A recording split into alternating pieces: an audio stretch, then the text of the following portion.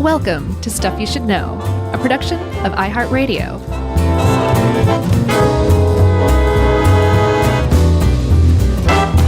Hey, and welcome to the podcast. I'm Josh, and there's Chuck and Jerry's here too, and it's just the three of us, Oscar the Grouch in it, here on Stuff You Should Know.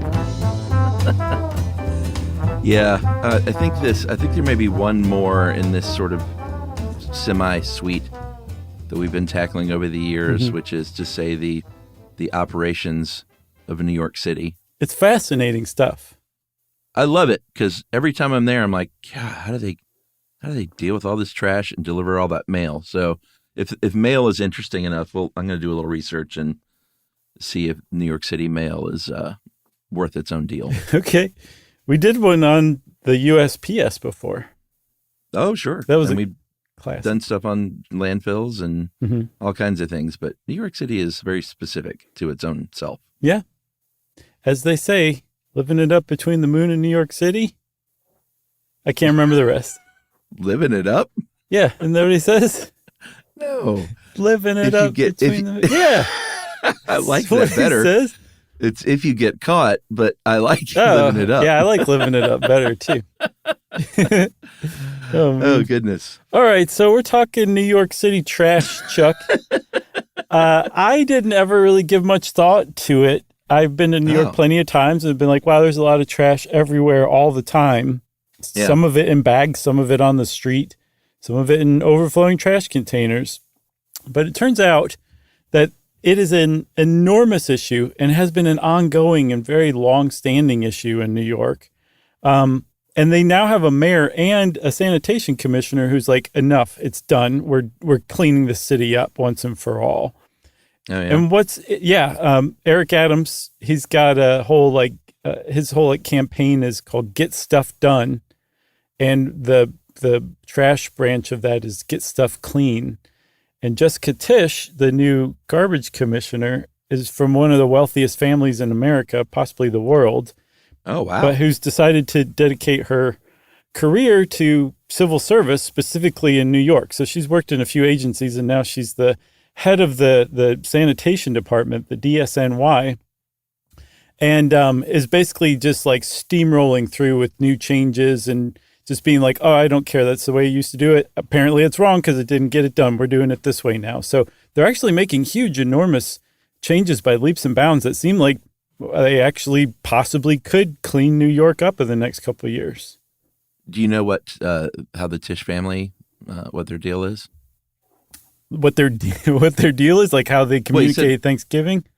Well, no, you said one of the wealthiest families in the world. I was kind of curious. Oh, I get what you mean. So what from or whatever? Her father is the CEO of the Lowe's theaters, the Lowe's hotels. Apparently they own a distilling brand, like the parent company's the CEO of the parent company. But I have a feeling like her family is like legacy wealthy. That's my impression. Yeah, New York, NYU has the Tisch School of Arts. Right. I'm sure it's the same family. Yes, it is. As a matter of fact, there's a really interesting profile on her and the New York Sanitation Department and the New Yorker, of all places. And they rattled off like 3 different things that are named after her family. So, yes, they've been around for a while. But apparently that's pretty cool. She's like, I'm incredibly wealthy, but I'm going to go, work my way up in New York bureaucracy, It's really pretty incredible. So should we go back in time? Yeah, let's. Yeah, we've talked before about what old New York was like. And when you see movies about old New York, they might grunge it up a little bit. Like Scorsese's Gangs of New York probably did one of the closest, truest depictions of early New York and just kind of how disgusting it could be. Right. And we've talked about the amounts of manure from horses on the sides of the street. But it was really, really gross. New York was a disgusting place back in the day. They did have a law, and this show's kind of got it all. It's got like amazing facts of the episode. Right off the bat, we have a great album title, which was this law from the 1650s that banned tubs of odor and nastiness. If that's not like a Stooges album title or something, I don't know what is. That's good. But it was gross. I think the first fact of the podcast for me is that about 20% of Manhattan, or really the whole metro area, is built on land that didn't used to be there. It's literally land that came from garbage fill, from construction debris, dirt from the subway project. Like Lower Manhattan in particular just kept growing and expanding in size. And here's another fun fact on that. Ellis Island is 28 acres now. It started out as 3 acres. Oh, wow. Was literally built from, I guess, just waste. Yeah. Because, I mean, if you think about it, if you just go dump one load off of an island, you just littered. But if you keep doing it, you're developing the land. It becomes art. Yeah. You just got to stick with it, and eventually it becomes an okay thing, right? Yeah, it's really pretty incredible to think about that. There are overlays that show, like, how Manhattan, Lower Manhattan grew just from dumping stuff. Oh, yeah. I'll bet there's pretty cool maps like that. I love that kind of stuff, too. Like, I love walking around and being like, what was this building originally? What used to be here? I ask that out loud sometimes. And people just... The building never answers, does it? No. So this is not the first time under Eric Adams and Jessica Tisch that a New York administrator has tried to clean the city up. Plenty have tried, but the last truly successful one was in the century before last. A Civil War, I think, a Union colonel named George Waring, who became the head of the Department of Street Cleaning, which is what the Sanitation Department was called back then. And he cleaned up the city starting around 1895, but he was not the first head of the Department of Street Cleaning. That department was almost 20 years old by the time he came along, but it had just basically been a place where Tammany Hall and the political machine gave jobs to supporters, political supporters, and it was like, you don't need to show up to work, you're still going to get a paycheck kind of thing. Yeah, I mean, they either did that or they outright just stole money that was allocated for those cleaning up projects to begin with. I saw a name back then in the 1800s that the sludge of just manure and garbage and cess. Is cess a thing, I guess? Cess is the best. The pool, I know a cesspool is a thing, right. But is cess the thing in the pool? I would think so. All right. Anyway, they called this sludge that lined the streets corporate pudding. So gross. Because I guess it was just, it wasn't getting cleaned up because all that money, like I said, was either stolen or reallocated and to cronies. There's someone named Robin Nagel, who's an NYU professor, who it's an unpaid position, but has basically worked as the unsanctioned, unsalaried anthropologist for the Sanitation Department of New York, and just has an incredible amount of knowledge about this stuff. Yeah, we've talked about Robin Nagel before, and George Waring, and the changes he made. So supposedly you can look at Harper's Magazine between 1893 and 1895, and it's like George Waring came along and waved a magic wand. Like, the difference is so distinct. Like, he created kind of like a military type institution hierarchy. He outfitted his people with white outfits designed by Jean-Paul Gaultier and pith helmets. And they went around and they cleaned up New York. And apparently they throw parades for him once in a while because they were just so successful and loved and revered because they did such a good job. But you can see the difference between these photos in Harper's Weekly that Robin Nagel has. And I think we talked about all this in the Typhoid Mary episode. I think it was in the beginning of that one. That makes sense. I'm pretty sure that's where it was. Yeah. I imagine George Waring came in on day one and was like, for starters, how about you get that dead hog off the side of the road? Somebody's like, genius. He was famous, by the way, for designing the Memphis sewage system after the Civil War, before New York. And they were like, hey, you did such a good job, working out the sewage, I guess, in Memphis. Come on to New York because we have sewage in the streets. Nice. He worked his way up. Yeah. If you can make it in New York sanitation, you can make it anywhere with sanitation. Believe me. So as things were going, they had landfills that came along, obviously, but a lot of the trash was handled by incinerators, still is, to great controversy, as we'll get to later. But a lot of these smaller apartment buildings had their own incinerators. They would just burn their trash. The city was like, this is an air quality nightmare. I can't imagine. So let's ban these things. And I thought it said 1889, but they were banned finally in 1989. Yeah, that tracks. I mean, it wasn't until the so. 90s that New York really started to kind of turn around some. No, that's true. So one of the other things they did, aside from banning individual buildings having incinerators, which just seems like madness in retrospect. You know what I mean? It kind of does, yeah. They also started slowly shutting down the landfills that were within the city limits.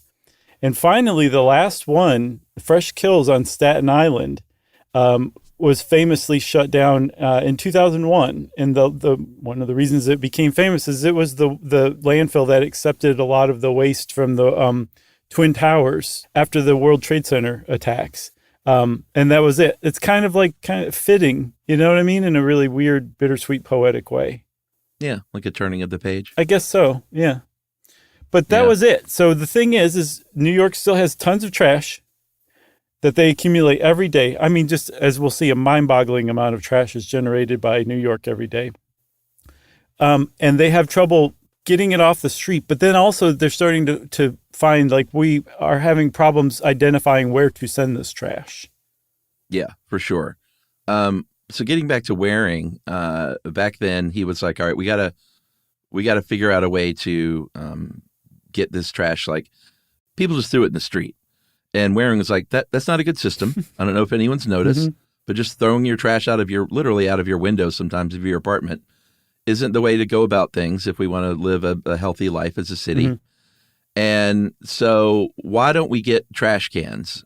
You mentioned Oscar the Grouch. They were just sort of those standard metal Oscar the Grouch cans for a long, long time, until 1968, when there was a sanitation strike that was only 9 days long. But it doesn't take long for a sanitation strike to really, I guess, get a little steam. Not in New York.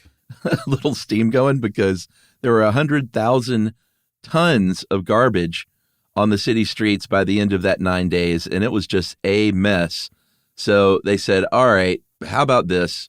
These trash cans were working for a long time, but you're just dumping your trash right in these cans. Why don't you put it in trash bags inside the can?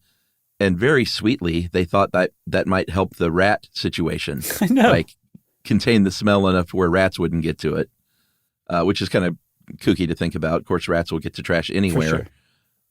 And it was better than, lifting up these big, heavy trash cans, because they could just pick the bags out of the trash cans and throw them in.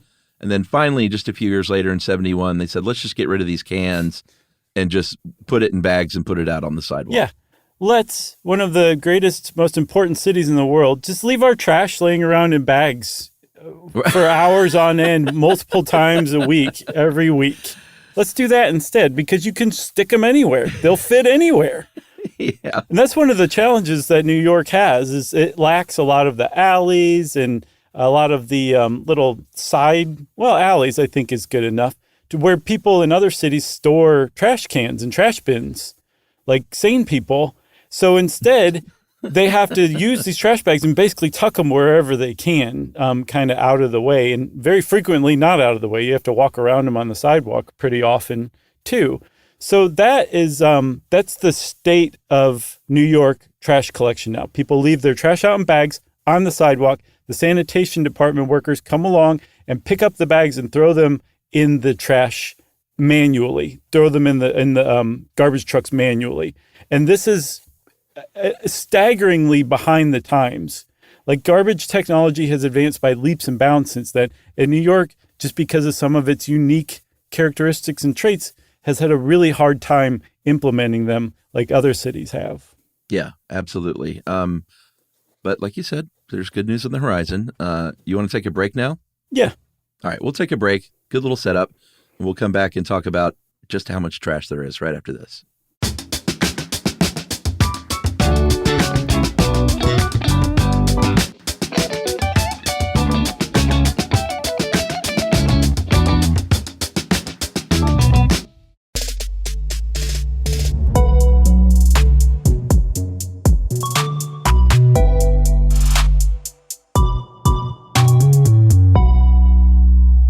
All right, so we promised talk of just how much trash New Yorkers produce.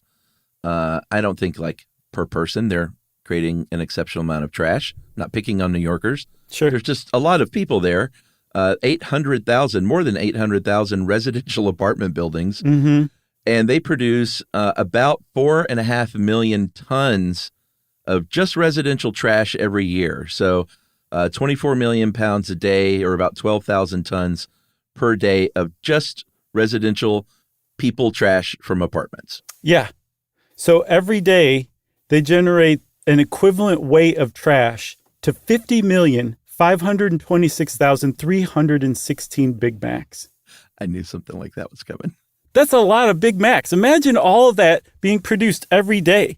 Is that net weight after cooking? Sorry. That's okay. The completed weight. That's what you get when you they put it on the tray. Okay, gotcha. And what's interesting is eating either one has about the same impact on your health. That's good. Thank you. It's morning for us, which is unusual, so I'm a little slower. Yeah. And a little less giving with my laugh count. As long as I'm getting a little bit of it. A little bit goes a long way. You've had plenty. You got me right off the bat there with Sure. What was that first joke that really got me? The Oscar the Grouch one? No, that was okay though.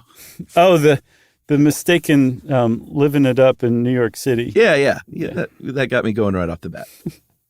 So you would not be surprised to learn, dear listener, that the DSNY, which is the New York City's sanitation department, is the largest in the country. Mm-hmm. One reason is obviously because there are so many people and so much trash, but also New York is a little bit unique among large cities in that they are responsible for more trash than other large cities are. Mm-hmm. Yeah. Right? Yeah, a lot of other cities, they'll handle some, like maybe houses or something on the outskirts of town or in neighborhoods. But, you know, the apartment buildings and commercial stuff, all that's handled by private companies. And then in other cities, it's all private companies these days in some cases too, especially suburbs. But yeah, with New York, they're like, nope, we're going to handle it. If you're a resident, we're going to take care of your trash. That's right. And as we'll see, they on the private side, they handle the commercial trash. That's coming up shortly. Mm-hmm. But as far as the residential stuff goes, they collect from each residential building 2 or 3 times a week. Mm-hmm. There are 59 different districts that cover New York, each having its own garage that house more than 2,000 collection trucks over those 59 districts. Yeah, and that's just the collection trucks. They have other kinds of trucks too. Yeah, I saw that. I was trying to find out about maintenance of these things, but collectively, just the garbage trucks of New York drive about 4.5 million miles a year. That's crazy. Yeah, it's a lot of miles. So, yeah, they have all sorts of different trucks. This is where the part of me who was once a little boy who loved looking at picture books of like Caterpillar earth movers and those giant Volvo dump trucks really kind of came back to the surface. But they've got some dual bin models. And if you look at them, they basically do what it says on the tin. There's half divided into half for trash and the other half for recycling. So you can pick up both on the same day at the same time. Yeah. They have top loaders that, you know, go up to like a dumpster and just pick it up and shake it like an enemy you might on the street who weighed much less than you. Right. And then they also have just the regular kind that are called the white elephants. And those are just so incredibly massive. Each of the New York City regular single bin garbage trucks can hold 12 tons of waste. That's incredible. A full-size American standard school bus weighs 14 tons. So they fit almost a school bus weight of trash in just one single truck at a time. How many Big Macs is that? I didn't do that one. Okay. This is the other fact of the podcast for me is that every garbage truck in New York has 2 sets of steering wheels and pedals on both sides. So either person can drive and no matter who's driving, each brake pedal is live. So if someone doesn't see somebody and the person that's not see someone, dart in front of the garbage truck, they can hit the brakes as well. Yep. It's a good idea. They also have street sweepers, aka mechanical brooms.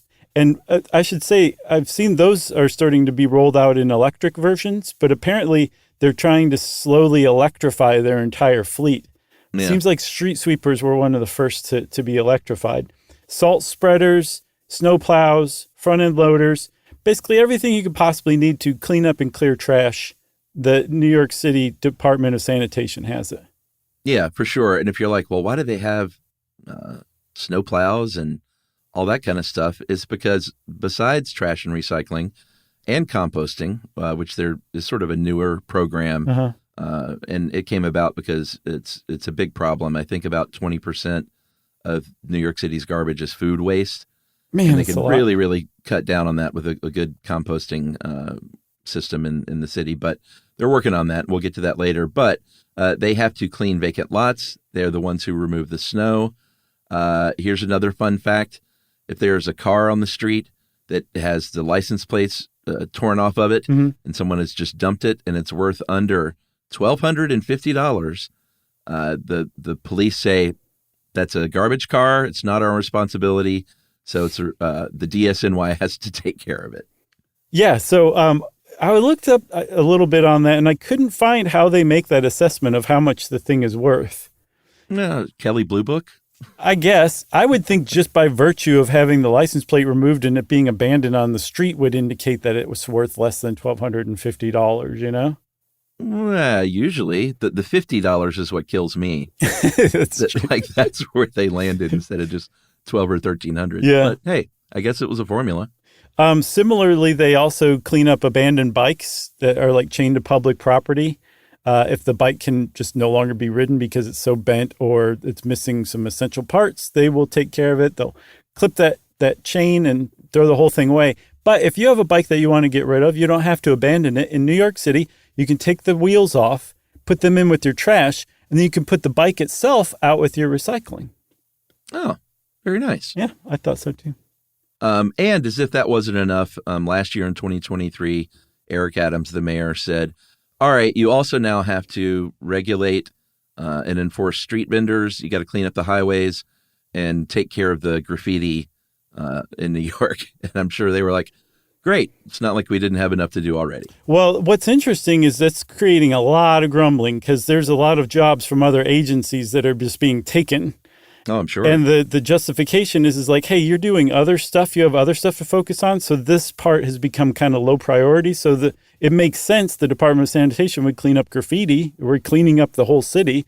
And apparently there was a backlog of 1,000 requests for graffiti removal. They cleared 800 of them in 1 month. So they're doing some amazing work there. That's awesome. I mean, I like good graffiti, like graffiti art. Yes. So if you're a resident of New York, you put in a request for graffiti removal. You can also request that graffiti be left alone. And there's like this whole procedure and process. But they give you like a certain amount of time between the time you say, I want this graffiti removed, and then the time they come out, I guess to give you a chance to really think about whether you want it removed or not. And then they'll remove it. Yeah. Like, do you want the vulgar tag just spray painted across the front of a business removed, or is it art? Exactly. Depends on who did it. I guess so. 8,000 sanitation workers total, 2,000 other employees. So I guess that's 10,000 total, but 8,000 actual, bag slingers and cleaner-uppers. They're known as New York's strongest. They are 90% male right now. So props to that 90%, and really props to that 10% of these ladies that are getting in there and getting their hands dirty, because it is tough, dangerous work. Yes. So one of the reasons that it's particularly dangerous for sanitation workers in New York is, again, because they use bags. They're not in cans. If you've not been to New York, just imagine bags of trash just piled everywhere. The problem is, when they're grabbing them and throwing them in the truck, they're probably trying to avoid garbage juice, which is a very distracting thing. It's very gross. It's rarely harmful, but you don't want it on you. But it can distract you from things that can harm you, from like some rusty, sharp thing poking out of the bag that you put your hand on. Yeah. There's a lot of hazards. Sometimes the stuff that's in there could pose a hazard to you in other ways, like garbage juice would. There was an article I found from 1996 where a sanitation worker named Michael Hanley died because some jerk threw hydrofluoric acid away in with the regular garbage. And when it was compressed in the hopper, it exploded and Hanley inhaled it and died basically on the spot. Yeah. I mean, that's the thing that happens when that hopper, squishes all that stuff down. Mm-hmm. There's going to be stuff that sprays out. They, try to get out of the way, but sometimes they can't. Mm-hmm. And Livia found another fun little factoid here that apparently enough of that garbage juice is coffee related that whatever season it is, if it's like pumpkin spice season or whatever, the sanitation workers just it's like, oh God, here comes the pumpkin this fall. Yeah. I can imagine that just gets really old really fast. Can you imagine? Yeah. Because it's the worst version of that coffee. It's not hot and fresh and in the cup. It's cold and runny and mixed with other stuff and leaking out of a garbage bag. Like hydrofluoric acid. Right. So it's also just hard. Like a lot of this stuff is very heavy. You can fit a lot of stuff into a trash bag. And apparently residential places with compactors use what are called sausage bags, where you can fit multiple compacted rounds of trash into one single bag. Mm-hmm. You need two people to toss those in. And then the cans, they're also in charge of the cans, right? Like I think those little very famous kind of mesh wire New York City trash cans that open like a door, I think, at the base. Yeah. Am I making sense here? Sort of. Just street corner trash cans. Let's just call them that. Those weigh 30 pounds empty. So I've never seen a New York City trash can that wasn't absolutely overflowing. Mm-hmm. So that's a lot more weight. And they're doing that by hand. Some of these routes can have as many as 400 of these. So that's so crazy, that's dude. Just really, really, really hard, strenuous labor.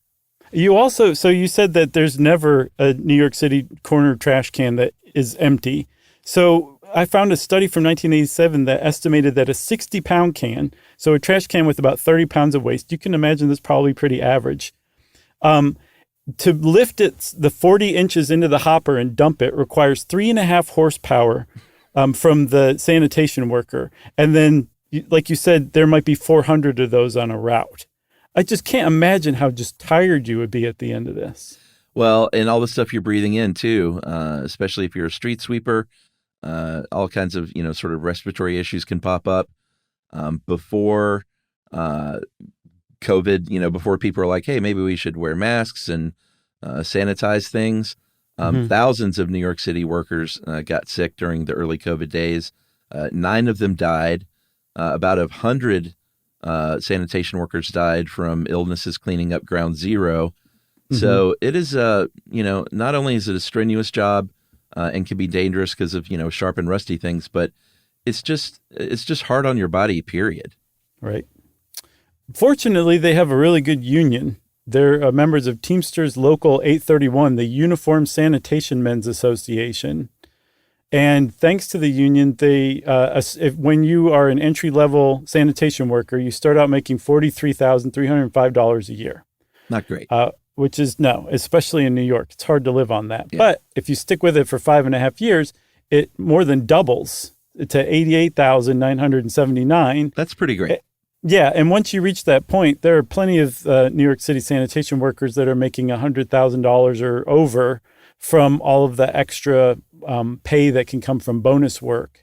Like they get triple overtime for snow removal and stuff like that. So you can make a pretty good middle class income for New York City as a sanitation worker just from sticking with it for a few years. Plus, also, you can retire in just over 20 years, too, with full benefits. Yeah, I mean, that's a big deal. You get about 18 days of vacation, but if you start in your early 20s, you put in your 22 years, they don't have like an age thing where like you have to work to a certain age. So if you start in your early 20s, you could potentially retire with your full pension in your early to mid 40s. And, you could do a lot worse than that. For sure.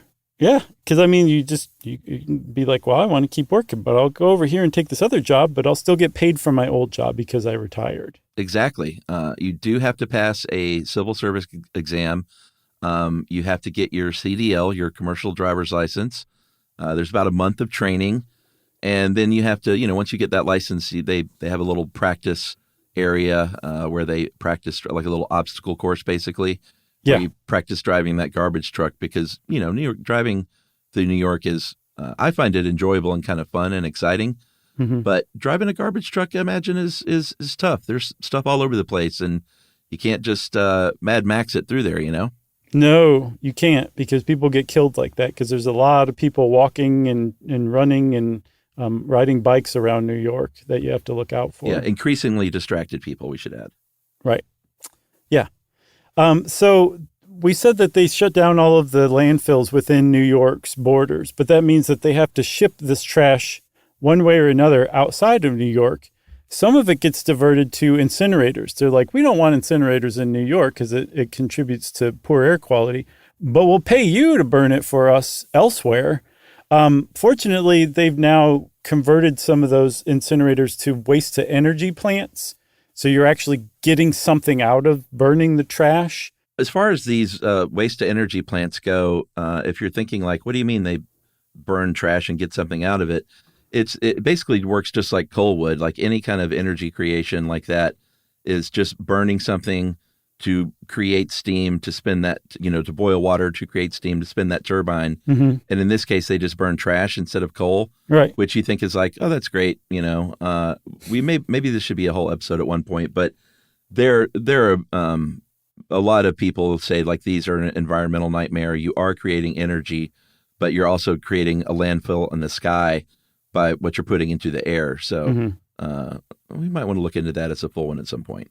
Remember, we did our plasma waste generator episode, and that thing was flawless in its design and execution, but I don't think that's what they're using for these waste-to-energy plants. I don't think so. So some of the garbage is being diverted and incinerated, but from what I understand, the vast majority is sent outside of New York to landfills in places like Virginia or South Carolina or Ohio, and the way that they get there predominantly is by rail and by barge. And so New York set up 5 what are called marine transfer stations that are amazing. If you look into, did you look into them at all? Because they're crazy awesome. I did. And they are crazy awesome. Those marine stations, I think they built those over about a 20-year period starting in the early 2000s. There's 5 of them. The neighborhoods, where these were going to be near were obviously not too excited about them when they were first proposed. But apparently they've done a pretty good job as far as the smell goes. They aren't too stinky. I think it's noise more than anything because you constantly just have trucks going in and out of there. Right. But they've done a great job with deodorizing and venting this stuff. Even have hawk calls being played on loudspeakers to keep seagulls away, because that would be a nightmare. Oh, yeah. But apparently they're not as bad as everyone thought they were going to be. No, plus also the neighborhoods that they're in are like already kind of ports, and there's other industry nearby anyway. And they set up essentially access roads so that when the trucks start backing up, they're not on the street, they're off of the street. And then the whole thing is enclosed, right? So garbage truck goes into the building, sealed shipping container comes out the other side. And inside the building, like you said, they've taken all these measures to keep the smell down and just keep it from being gross. But what happens is a garbage truck comes in, backs up to the tipping station, tips its contents all the way down to the next story down. Next story down is just basically like that trash compactor in Star Wars, the first one. Mm-hmm. It's essentially like that, but rather than having like that pneumatic arm crush everything, they have front loaders that basically push all the stuff into shipping containers. And a shipping container can hold just over about 2 full trucks worth of waste, I think 25 tons. They top that thing off, seal it, and say, here you go, waste management, take over from here. Yeah, and you mentioned some of this goes to different states. I saw that almost all of Manhattan's trash goes to New Jersey. Oh, nice. Sorry, New Jersey. Virginia, Pennsylvania, and Ohio is where most of the rest of it goes as far as landfills go. Mm-hmm. And then, weirdly, Staten Island trash goes to South Carolina. That is a little weird. I don't know why, but I guess they just, worked out a exchange program or something. Yeah. And I guess it's totally up to private companies. Like I said, Waste Management's a good example.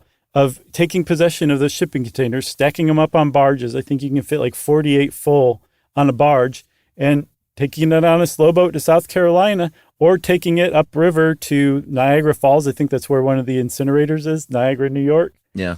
And then also, if it's somewhere like Ohio, it's very tough to sail a barge to Ohio.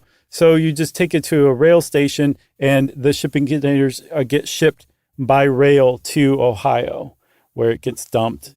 All right, actually, right before we take a break, let's cover this one more thing, I think, which is if you've lost something and you want to get it back in the trash, it's probably not going to happen, but it really depends on how good of a looker you are. Because what you'll do is you'll call up, you'll say, I lost a wedding ring in the garbage.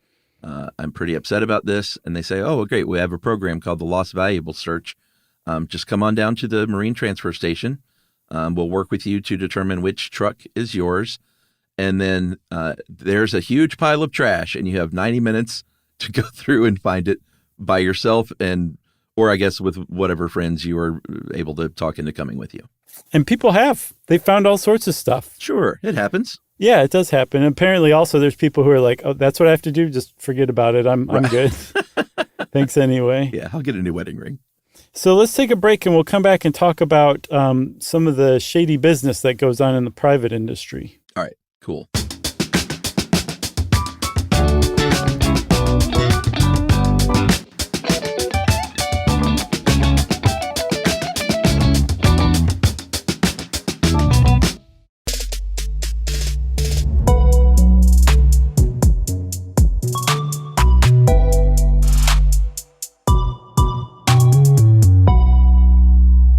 Okay, Chuck. So we said that the city picks up residential trash, but for the most part, commercial trash like stores, office buildings, industry, that's handled by private companies. Yeah. And that's not actually new. That goes all the way back to, I think, the mid to late 50s, 1957, I think, when the city was like, hey, we could use some help collecting trash. How about private companies get involved?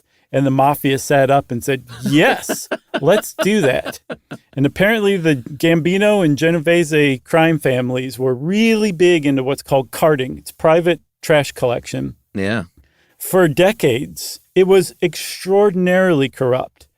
And finally in the 90s, New York did something about it, got the crime families out of the carting business, but the companies are like no less shady than they were before. And they're just shady in different ways. Whereas before they were screwing over the customers, now they're screwing over the workers.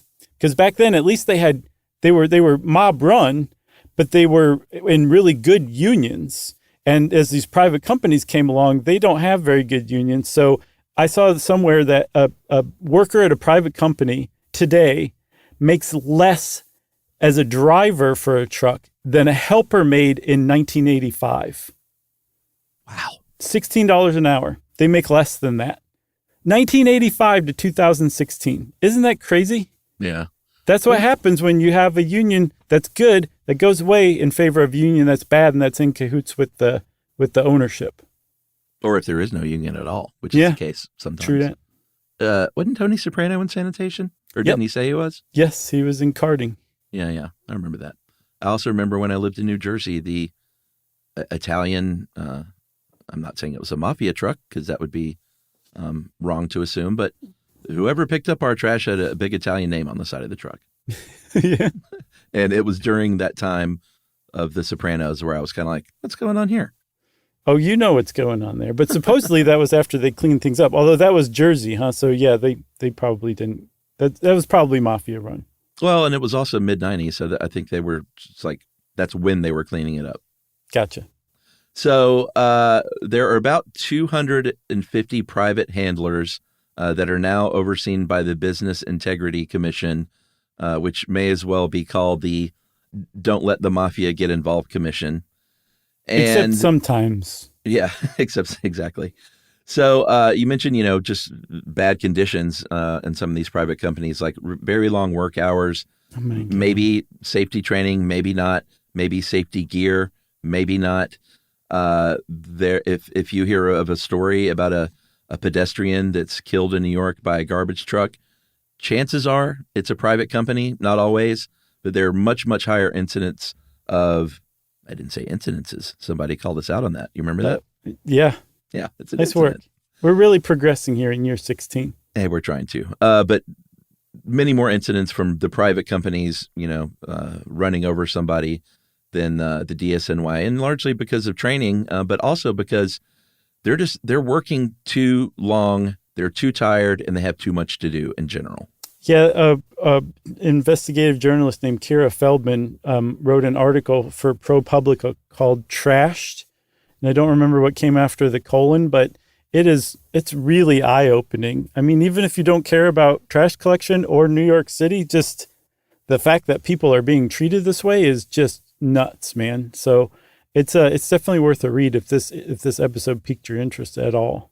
Yeah, there's an African immigrant named Mukhtar Diallo, and I don't think we mentioned that some of these private companies will just pick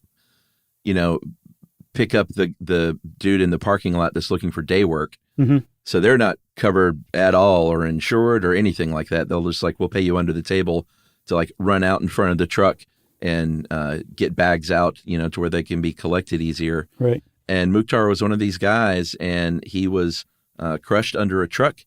And when it came time to talk about this, the company said, we don't know this guy. He's a homeless guy that ran out in front of the truck. And of course, it later came out what really happened. So in 2019, New York passed a law that said, all right, we're dividing this into zones now. There can be no more than 3 companies picking up in each zone, just trying to sort of rein in the chaos a little bit. Right. And you have to, if you want to do this, you have to sign a contract that meets certain standards of safety and working conditions. And it's kind of being implemented now. So it is still currently changing for the better. Yeah. And you mentioned all the miles that the DSNY travels just on their routes every year. These commercial haulers might be driving from one spot to many, many blocks over to the next spot. Yeah. And just wasting so much time and burning so much gas. Whereas if it's there's only 3 companies in this one quadrant, they're going to be driving a lot less, and they're also going to be burning a lot fewer fossil fuels and releasing fewer emissions too. So it's altogether a pretty good plan. Of course, the companies are can't do that. What about competition? But New York's not really listening apparently, and that's what's happening right now. And that's just part of this larger push for reforming the whole place under Eric Adams and Jessica Tisch. And one of the big ones is getting rid of the black bags in favor of containers, like the same plastic bins that you see in basically every other city in the world in one way, shape, or form or another. New York's finally being we're going to get in on that. Are they black bags? I think they were blue. There's blue, too. Oh, okay. Yeah, they have all different colors, but there's definitely blue as well, yes. Okay. I wasn't sure. It's been a while, but I just have a visual in my head of mountains of blue bags. Mm-hmm. On trash day. And if you've never been to New York at all, or you haven't been many times, you would probably be shocked to come out on trash day on a hot summer, rainy trash day, mm-hmm. because it's quite a sight and quite a smell. But like you said, they're moving toward bins. Just a few months ago in February of this year, they said, all right, here's our new plan. We're going to if you got a smaller apartment building, you're going to have those little wheelie bins like almost every other city in the United States. Mm-hmm. If you are in a really big apartment building, it's basically a dumpster, but it's plastic, but it's like a large container. You mentioned the fact that there aren't a lot of alleys in New York. It's kind of a movie trope when you've seen alley scenes set in New York City. Probably not being filmed in New York because mm-hmm. most of the buildings on a block are just, crammed, right next to each other. Right. So these dumpsters have to go somewhere, and they said, all right, we'll make them small enough to fit in a parking spot. We'll lose 150,000 parking spots all over the city, mm-hmm. But we have to do it, and it'll also help us reclaim some of this sidewalk space that we're losing. Yeah, and apparently parking spots is one of the most politically charged issues in all of New York politics. I'm sure. So that's really gutsy to be 150,000 parking spots are going away so we can put these bins there. Yeah. And it's not even across the board. There's some blocks I read that are losing a quarter of their parking spots. Oh, I'm sure. So it's definitely going to take an adjustment for sure, but there won't be bags of trash everywhere. There'll just be like different colored bins that are on the street, just off the sidewalk, that a truck comes along and picks up, that it doesn't require human hands to throw bag after bag into the truck anymore. Boy, New York City, the residents really have to get on board with this to make that work. Well, they did a pilot study of it in Harlem, and this is back in September 2023. And apparently it was extremely successful. Yeah. Rat sightings were down 68%. Where did they go? I don't know. I think they just they disappear. They go poof into nothingness after they don't eat for 2 days. Oh, boy, that means they're organizing. This could get really scary. But supposedly the people of Harlem were like, this is cool. We can definitely deal with this. So they're rolling it out to the rest of New York. Yeah, I think they will see the benefit to where people get on board. Because what would really screw up that system is that truck is going using the mechanics to dump those cans, but then there's 4 or 5 bags that wouldn't fit in the can just sitting there. Right. So you're still going to have some people down there slinging bags. Definitely, for sure. But it should speed up the whole thing and clean it up if everyone chips in. Yeah, and isn't that what living in New York is all about? Everybody chipping in. A little bit, for sure. You got anything else? No, just another mention of composting. They're getting that going. I mentioned earlier, still pretty new program, since 20% of that total waste is food waste. If they really got a pretty efficient composting system going, then it would do a lot to reduce trash and, do better things for Mother Earth. So you did have something else. I did. Well, if you want to know more about New York trash collection, go to New York and just walk around and you'll find out everything you need to know about it. And while you're booking your flight, how about it's time for listener mail? I'm going to call this, what is this? Oh, arson investigation. Okay. Hey guys, in 2019, I moved to St. Paul with some friends from college. It's really fun. I made many new friends. In fact, 2 of my roommates I had never met. One was a local rapper. The other was a firefighter EMT. St. Paul is the arson capital of the country. Is it really? No. It wouldn't surprise me. Yeah. After listening to this story. This guy said it was a glorious era of my life filled with healing, fun, and young adulting. Nice. Within a few months, I got a job at a discount movie theater. And I was working one day when the theater got a call from our boss and said, hey, your house is on fire. Oh, my God. You should come by. So the firefighters walked me through the burning home. I saw no flames, but it was smokey. Went up to my room. Nothing was burnt there, which is great, but it did smell like a bonfire for about a year after that. Man. Everyone was gone at the time, so nobody was hurt. About a month later, my landlord / boss, same person, which is why that sounded weird earlier, mentioned that there was a big break in the fire investigation, but made me do a little work to figure out who it was. It turns out the firefighter EMT that I live with decided he didn't want to live with us anymore. So a week before, he moved a couch to the basement and set it on fire and walked away. Oh, my God. What a twist. I know. I only found out because he admitted it to me.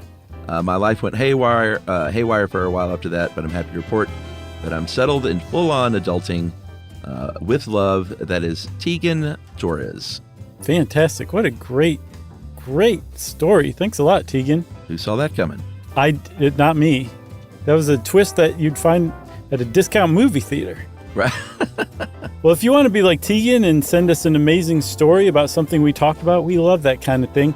You can send it via email to stuffpodcast@iheartradio.com. Stuff You Should Know is a production of iHeartRadio. For more podcasts from iHeartRadio, visit the iHeartRadio app, Apple Podcasts, or wherever you listen to your favorite shows.